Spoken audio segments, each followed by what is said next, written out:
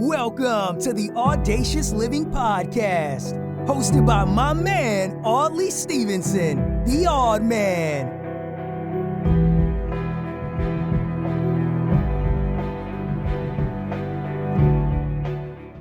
Back we are here on the podcast now. In our conversation with Sherman, we learned about the power of authentic storytelling and the impact it can have on others. And I know we talked off the top about empowerment, but authenticity is a really, really big one as well. And by sharing our true selves and experiences, we not only uplift ourselves, but also inspire those around us to embrace their own unique journey. Now, if Sherman's story resonated with any way or inspired you, I'd encourage you to connect with him, and we'll make sure that the contact details are in the show notes below. I encourage you to reach out and continue the conversation with living audaciously, because you never know where it will go. Now, I want to thank you for joining us on this edition of the podcast. If you've enjoyed today's episode, certainly like, follow, share, and to help our podcast grow and reach even more people. Stay audacious. Remember to live your best life every single day you possibly can. Until next time, stay safe, be kind, show love to one another, and be audacious.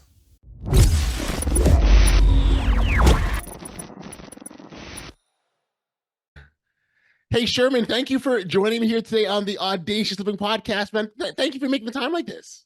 Man, you are very welcome. I appreciate you actually hosting me on your podcast. Listen, as I said before, we press record and go here. This is just a complete honor and privilege to, especially to engage in these types of dialogues and discussions where you're able to share and uplift others at the same time. I mean, that's powerful stuff. I mean, you're a writer. That's kind of the crux of what you do, isn't it? Right? Yeah, it actually is. Yeah, it's like one of the most rewarding, purposeful things you could ever do. So I definitely enjoy it. So we'll get into your writing, but I'm curious, as we get on this topic, what's probably been the most, I don't know, impactful piece of feedback or comment that you've gotten from someone that's checked out a piece of your work? I would say a 50-year-old man that has been, he had a lot of ups and downs in life, and, drugs, jail, made millions of dollars, lost money.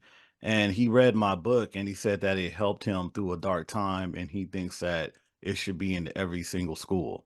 And if you think I'm lying, he actually interviewed me on my podcast and said it. So he was actually the host and I was a guest. But when he told me that, I was just like, what? Wow. Sometimes you just never know the impact of what your work can do for others, so true. Yeah. So true. And I think that's such a significant point, because particularly in that moment, and when you're writing and you're sharing, you're not thinking about that 50-year-old man and the life that he has lived and the success that he's made and the losses that you're not thinking about that. You're thinking about you sharing your true authentic story. Right. And I think there's so much significance when we can stay true to ourselves, the impact they can have on others, and you just proved it right there.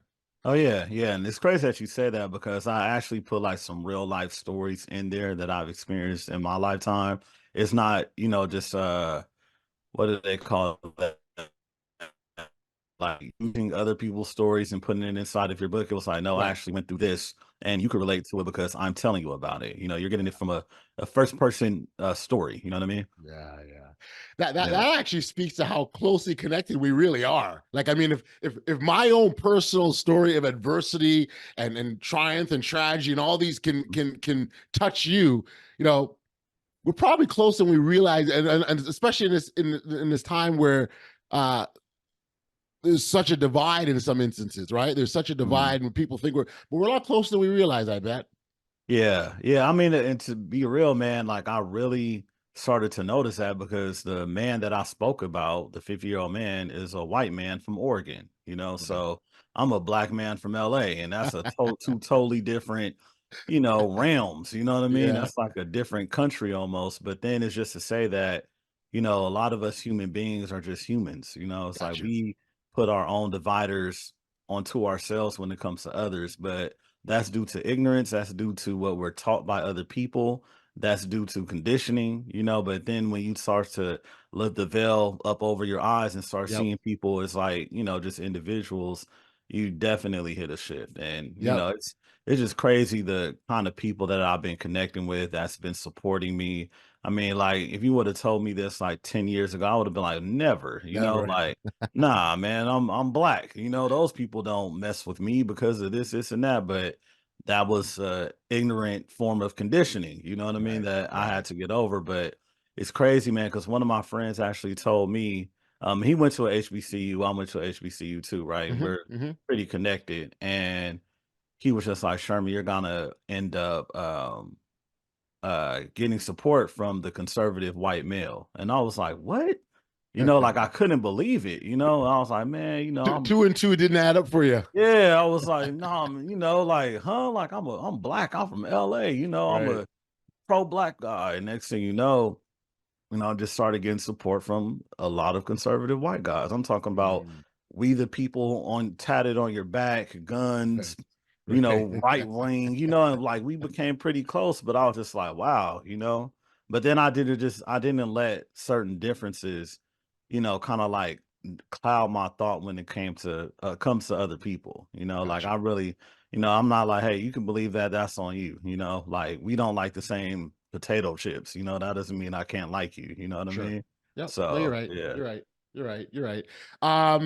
Maybe let's take this opportunity to tell a little bit about your backstory and how you got to where you're at.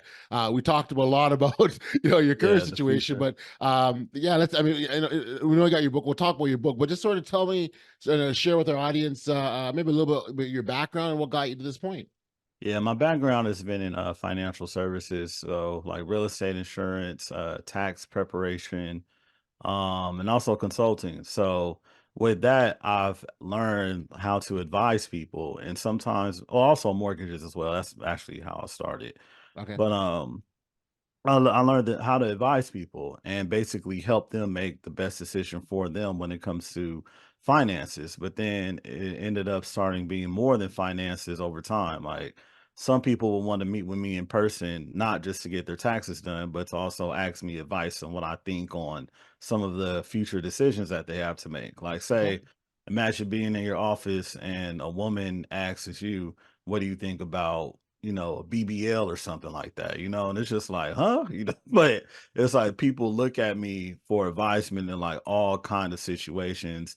And I've always been like very outspoken on like Facebook, online and things like that. Some people were like, man, you need to, do a podcast to do this, but I just kept ignoring it.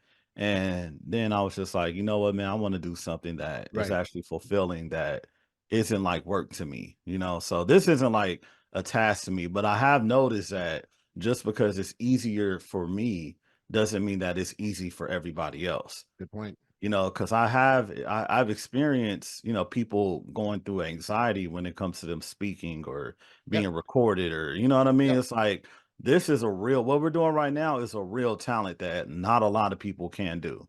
Right. Right. But then Right. since you just think that, someone just talking on the camera, it's like, oh, it's nothing, but it's like, no, it takes a lot. So then I was just like, all right, I started it. And once I started, like the feedback I've been getting, from people that have been knowing me over the years, family, Hmm. parents, Yep. friends, were just like, man, this is really a great thing for you. Like they Right. see me in this probably more than anything I've ever done, So, Right. Right. so Right. yeah, man, it's just been, yeah. And so, where did it come from for you? I mean, this sort of, I guess, this outspoken nature, your perspectives, your opinions. How was that developed? Was that simply sort of your upbringing, or where you grew up, or your education? How help me understand that a bit?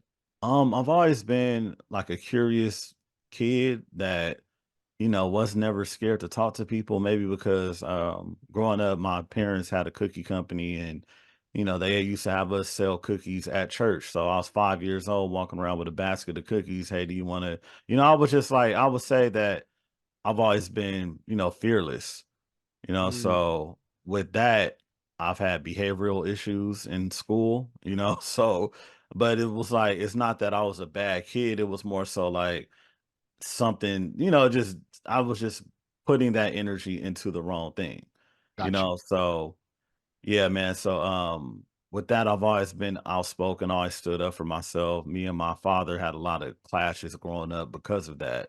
because Gotcha. he was a tyrant, and I was like, nah, F that. Like, I'm gonna stand up for myself. I don't care if you kick me out on the street. So I was like always kind of rebellious, but I feel like that was more so gearing me toward the way I think now. Cause it's like when you have to be a rebellious person to kind of like get over some of the thing, like to unlearn some of the things that you were learned, Sure. Sure. that you learned over the years. So, I've always been a voracious reader. Like I have books everywhere. Like I'm looking at a book to my left, my right. I got two bookshelves and ebooks and all that. So Sure. I just gained knowledge. And then with my like rebellious spirit, I was more so, okay, like, no, I have to break the mold in certain things. So I feel like that's probably where it Yeah. was at. And also, um, the way I actually impact people with the words that I've said, over the years. Like say a friend will contact me and be like, man, I remember when you, and I'll be like, what? I said that?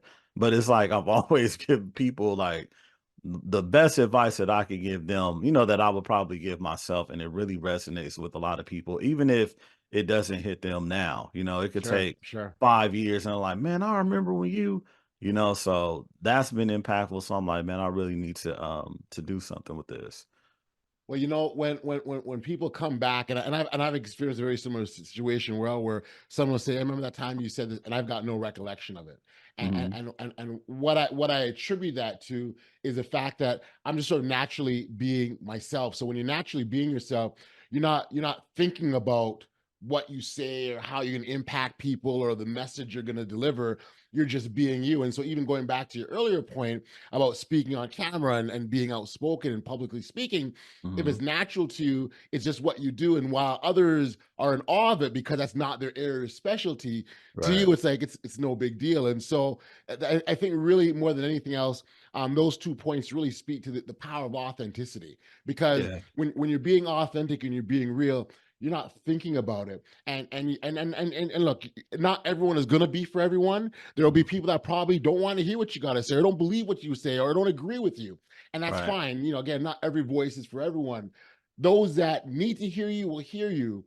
And when you and it's for that reason why the authenticity in what you say, the manner in which you act, how you impact people, it has to be there. And I'm hearing that loud and clear from you.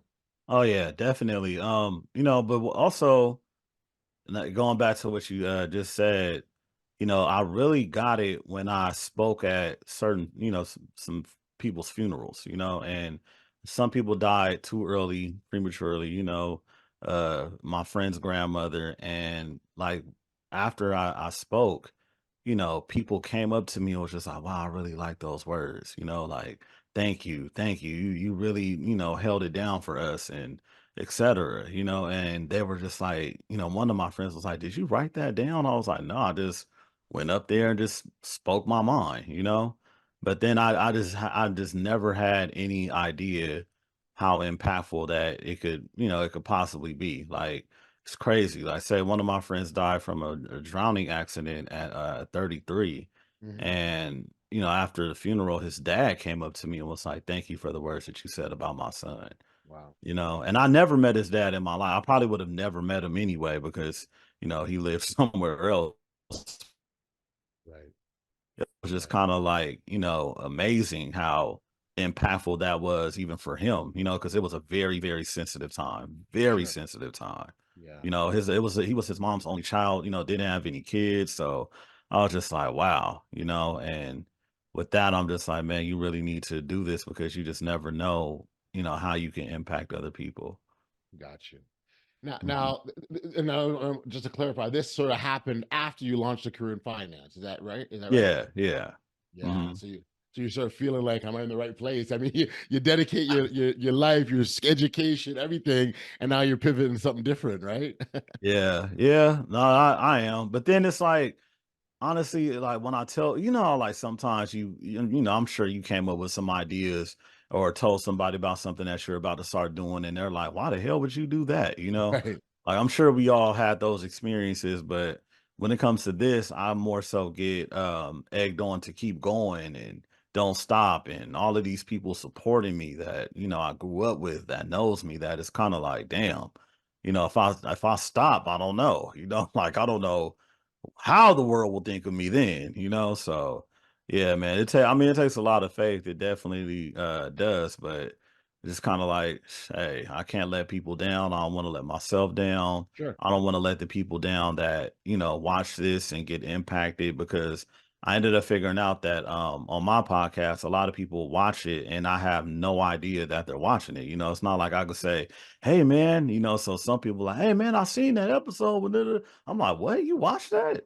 But it really, like and honestly like can't believe some of the people that do watch it. It's Sure. kind of surreal to me. Like I know who they are, and then they'll contact me on Facebook and Right. talk about it. And I'm like, man, I don't even see you on Facebook. Like I have, Right. you Right. don't like none of my stuff. You don't comment on anything, but you seen this, you know? Uh, I can So relate. yeah, I can relate to that as well. And the word I start to use quite regularly often is it's very humbling, right? yeah, That you're out there, you're creating, and and people are appreciating. But you just don't really know. And again, and that's why again it goes by the authenticity thing. It's so important that we put our real and true selves out there, because you don't know who's going to impact it. You don't know who you're going to touch. You don't know who you're going to save. So it's so hmm important that we do what we do. Um, Curious, Sherman. So, what's sort of your particular focus, or is it? 'Cause I know that you touch on a number of different themes, from resiliency, determination, and accountability. But is there particularly one area of focus that you zero in on, As far as like your like, message? um, be the best version of yourself. Mm, That's basically it. Whoever that may be. So some people say, okay, so how is your program designed? It's like I really don't have a way it's designed. It's like if you talk to me, you say, hey, I want to lose weight, I want to do this, I want to do that, I want to be more disciplined. Then it's like, okay, I'll come up with a plan for you to help you with that. But then it's just like I interview people, see what they need. Okay, come up with a plan, and then boom. It's like nothing is really specific. The other right, day, a woman contacted me that has cancer and she wants to start working out. So I'm like, okay, let me see what kind of holistic ways I could help her, for what she has to do. right. So, and based on her goals. But I am coming up with a program called Militant Mindset Mastery, which basically helps people get over the internal humps to that prevent them from stopping, what they need to do in life, Okay, because I'm not for I am into fitness, but I'm not just focused on fitness. But I do right. know there's like mental blocks that stop people from being, fit. You know what I mean? And there's a lot of different things that like say I interviewed a master trainer and we just talked about how the fitness industry is. And Hmm. it's like a lot of people don't understand that their body type is different. Their genetics are different. Like Right. some people can't help being, big, like say for me, I'm always going to be, 190 and up. Like if I lost 30 pounds, I'll look crazy. But that's like the genetics of men in my family. Like me and my dad relatively weigh the same, and he's been weighing that much ever since he was my age. So, Right. and his father was a big guy. I'm sure you come from a line of big guys, you know what I Yeah. mean? Yeah. So it's Yeah. like, can you imagine like how you'll look losing 50 pounds? So it's like, it's like I mean, I could see that, but then it's like, you'll just look different. So it's like I'm more Sure. so like, okay, let's just try to look the best way that we could look based off of what God has given us, Yep. because we are all different. We all have different body types, different styles. That's right. Everybody's not gonna have a chisel six pack. So hey, let's just be the best versions of us. You know what I mean? Absolutely, absolutely. Yeah. You talked about the mental blocks that stop people. I wonder if you could maybe identify sort of a little bit about that. And I guess I'm more wondering like what they are, where they come from, and sort of how you get rid of them. Honestly, you have to break certain habits that you do that'll basically, stop you from achieving your goal. I thought about this last night actually. I was just like, man, there's a lot of stuff that I don't do. But then if I did them, it will prevent me from doing what I have to do. Like I want to some days I'm like, man, I just want to sit down and watch a show. But then it's like if I watch this show, then that means I won't have time to work out or do Right. research or, Right. watch this video or gain this information. So it's like I don't do a lot of things. So, and I feel like that's probably one of the reasons why I'm able to do what I do. And, say I had a guy on my podcast, and he was training for an ultra marathon, Mhm. and he told me that he wakes up and he runs 25 miles. So he wakes up at 3 a.m. and then runs 25 miles. So it's like it's not more to say that like, okay, what's your excuse? It's more so like pick something and dedicate yourself to it and just get it done. Yep. Like I remember hearing mothers at my job, back in the day. And they were like, I wake up at 2 a.m. and go work out because that's when my kids are sleeping. That's when I have the time. And I see mothers running around with, the running with their strollers with their kids in the stroller. So when you start to see things like this, you're just like, wow, these people really make it happen no Right. matter what. And I used to work out at home with my daughter, when she was a baby, and I'll just do insanity in front of the TV, and I'll be sweating like crazy. She'll be in the car seat just chilling, but then it's Yeah. just like that's just what I did. I was Yeah. like, man, I Yeah. need to do something. I gained Yeah. all this pregnancy weight. There's no like I got big. I was like 220 or 215, but it was all fat. But Right. Right. yeah, Right. man, I was just like, nah, I had to. And then I lost about like 30 pounds. But then it's like when you dedicate yourself to something, you will figure out a way to do it instead of Yeah. ways not to do it. Yes, yes, yeah. No, you're absolutely right. And so I think that dedication piece is what, someone call that dedication. Some of the discipline is another word that's oftentimes used, but it's Hmm. being able to stay firm to the things that you want. And I think that really speaks to the importance of why we have to have a goal or an end target in mind when we're after something, because Yeah. that way we can help. It'll help us stay on track. Right. Yeah, exactly. Exactly. Because it's like, okay, what do you want? All right, cool. What and now let's talk about what it takes to actually get there. Yes, you know, yes. and and make it realistic at the same time. Because if it isn't, you're probably gonna figure out ways to quit, or it's not gonna be feasible for you. You Yeah, know. and I think that's a big one, right? Like you have to be able to like be real. We talk about being authentic and real at the top, right? But I Mhm. think in our goals, it's very similar that we're just being real about what we're trying to do, because if it isn't, it'll actually demotivate us, right? Right. So Yeah. um the curious in terms of, as I say, maybe adversity or challenges that you've had to overcome. Were there anything that sort of stopped you, that slowed you down? Because my viewpoint has always been that those who kind of gone through the worst challenges oftentimes have the most to offer to others in the world, right? And so Yeah. I'm just curious if that's your story at all, or part of your story. Yeah, man, I actually been through a lot, especially like coming out of college during the what depression, Great Depression. Oh, The recession, depression, all of that. That all was of a that. very tough time. So I actually talk about that in my book, From Grit to Greatest, Harnessing the Five Pillars of the Militant Grind. And so I just talk about how it was and, what I had to do. And basically I just had to like work hard, but the work that I did back then in 2009 is still, affecting what I'm doing now, because Mhm. it's like my reputation and, the connections that I made and the way I moved is actually like helping me today. So, and when it comes to connections for my podcast and everything like that. So it's like, whatever you do, you have to just give your best, put your best foot forward because it may pay off in one way or another. Like, it was tough. Like I remember surviving off of $20 a week. Mm. Now I lose $20 and I don't even know. I'm like, if I lost that $20 bill back then, I will Yeah. lose it. And I used to buy a $5 chicken meal and eat once a day. Right. 4 pieces of chicken, fries, and a drink, and that would be my meal. And Mm. that's probably how I ended up gaining weight. But it was just a show, and Right. I got it from actually tutoring this lady's son every week in math. So I would go and tutor her son, Look at And that. it was just like I was really, really, really dependent on that $20. Got you. Wow. You know, so with that, I was just like, man, I can't live like this. I can't do this. I can't survive.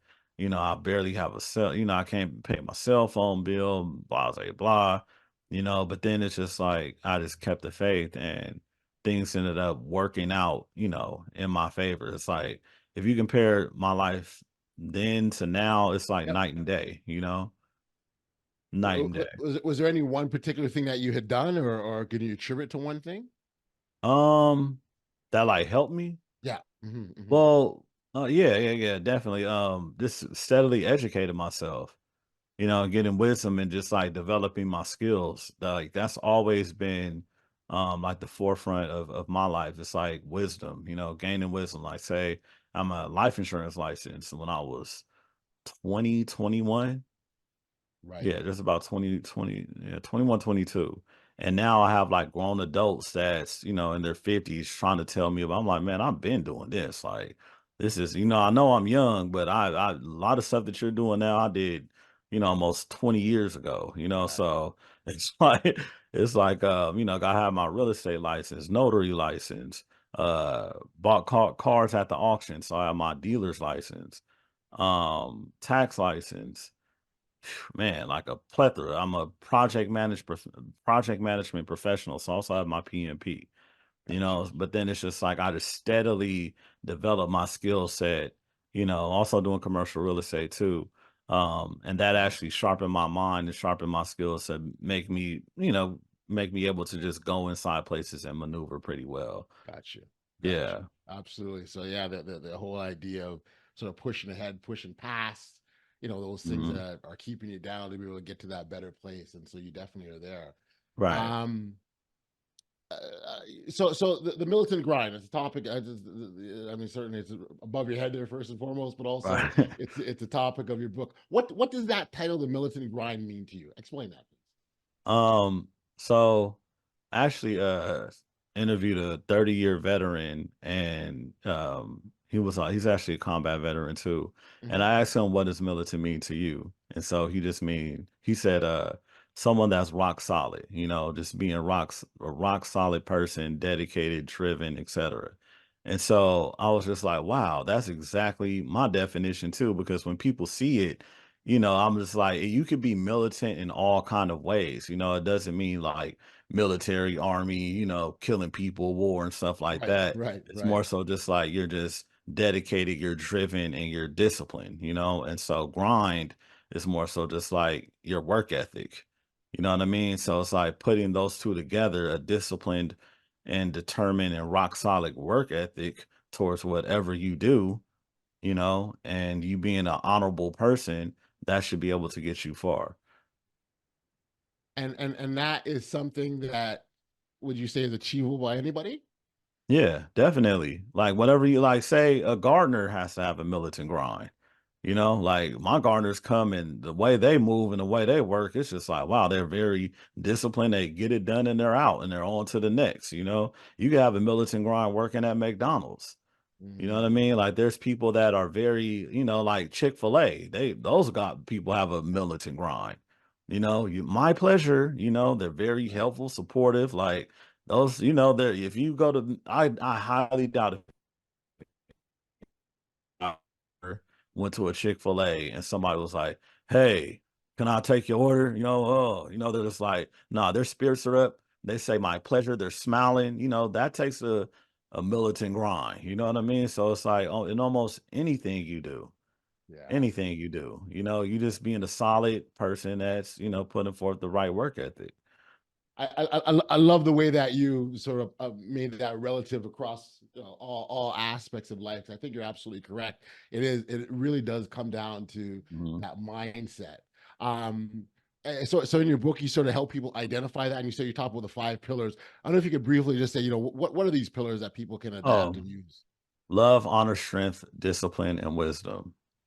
Love, honor, strength, discipline, and wisdom. Yeah. Yeah.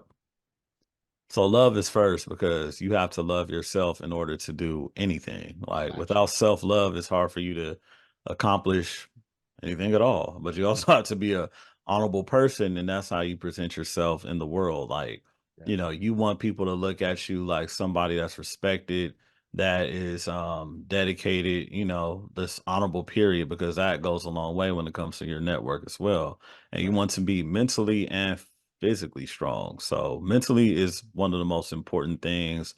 I go over that. Like, I'm big on physical strength. I grew up watching wrestling and stuff like that. I explain that in a book, but mental strength overpowers anything. Gotcha. And then love, honor, strength, honor, strength, discipline. Okay.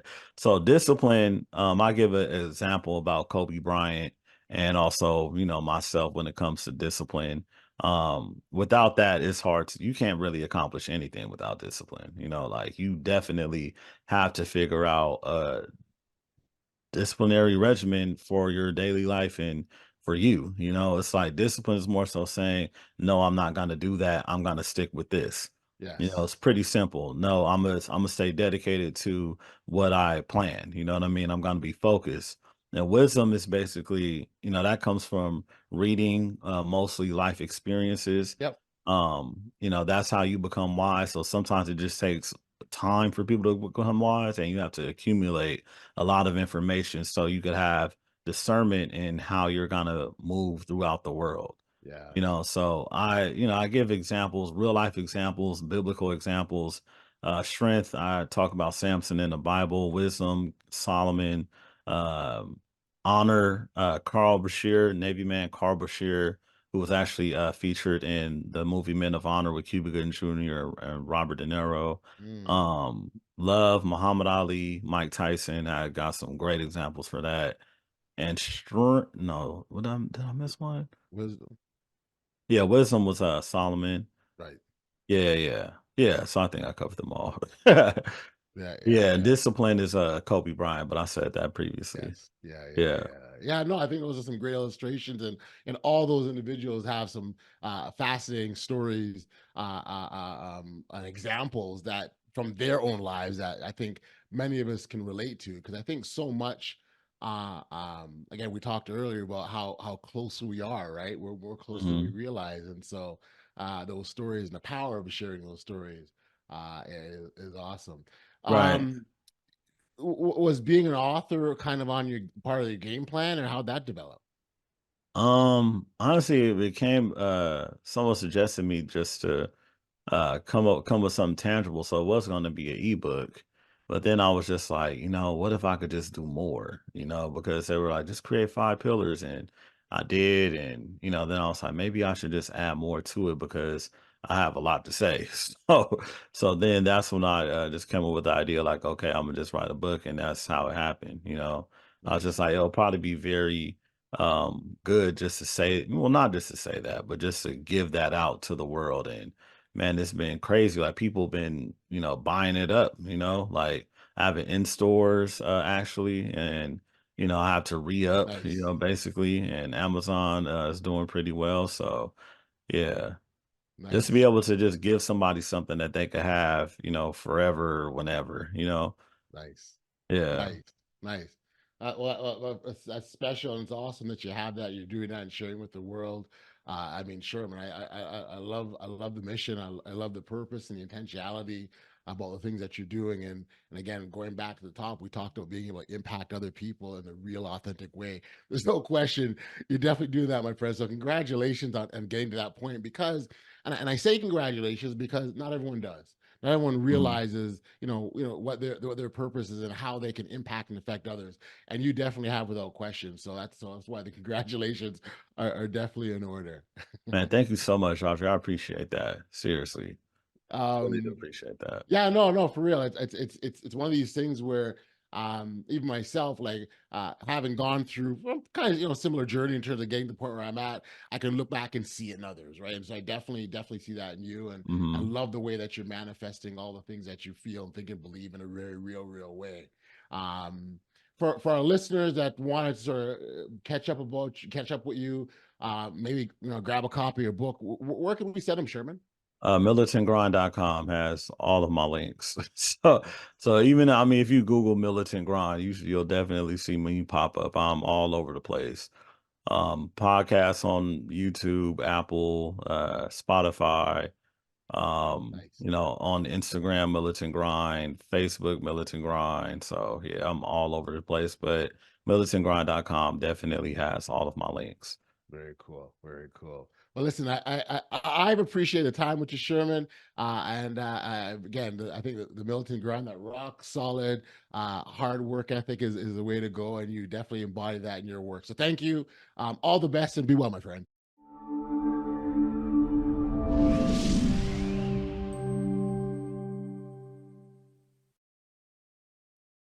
Back, we are here on the podcast now. In our conversation with Sherman, we learned about the power of authentic storytelling and the impact it can have on others. And I know we talked off the top about empowerment, but authenticity is a really, really big one as well. And by sharing our true selves and experiences, we not only uplift ourselves, but also inspire those around us to embrace their own unique journey. Now, if Sherman's story resonated with any way or inspired you, I'd encourage you to connect with him, and we'll make sure that the contact details are in the show notes below. I encourage you to reach out and continue the conversation about living audaciously, because you never know where it will go.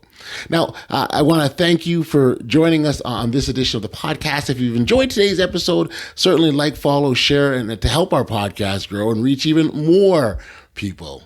Stay audacious. Remember to live your best life every single day you possibly can.